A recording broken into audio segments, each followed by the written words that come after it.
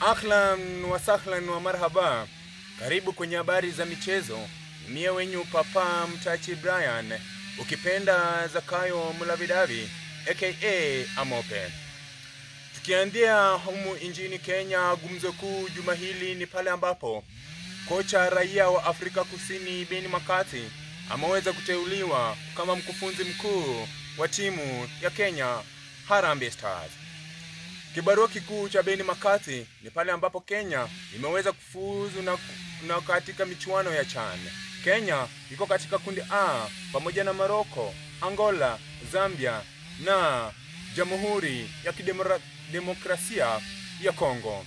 Ben McCarthy katikati ya juma hili alionekana pale Dandora Stadium akitazama mechi babu kubwa baina ya mwana Kenya Police na Kogalo maarufu Gor Mahia. Swali ni je, Ben McCarthy alikuwa katika harakati za kukiteua kikosi cha Kenya ama alikuwa tu anaitazama mechi hiyo?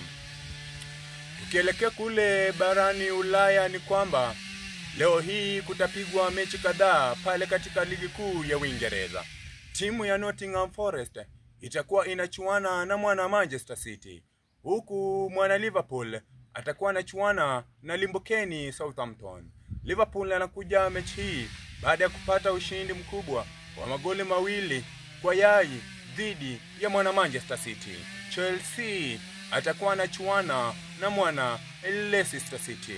Siku ya Jumapili kitachimbika pale ugani Old Trafford.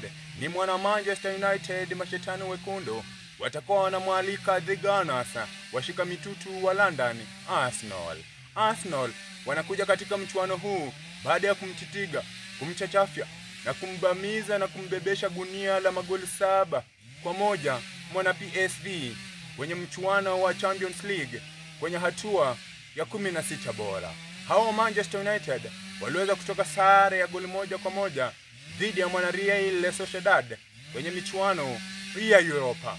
Mechi hiyo itapigwa mwendo wa saa 1:30 hapo siku ya Jumapili na utaipata mbashara pale Radio Maisha, stesheni bora injini ambayo imepewa idhini ya kupeperusha mechi za Uingereza moja kwa moja.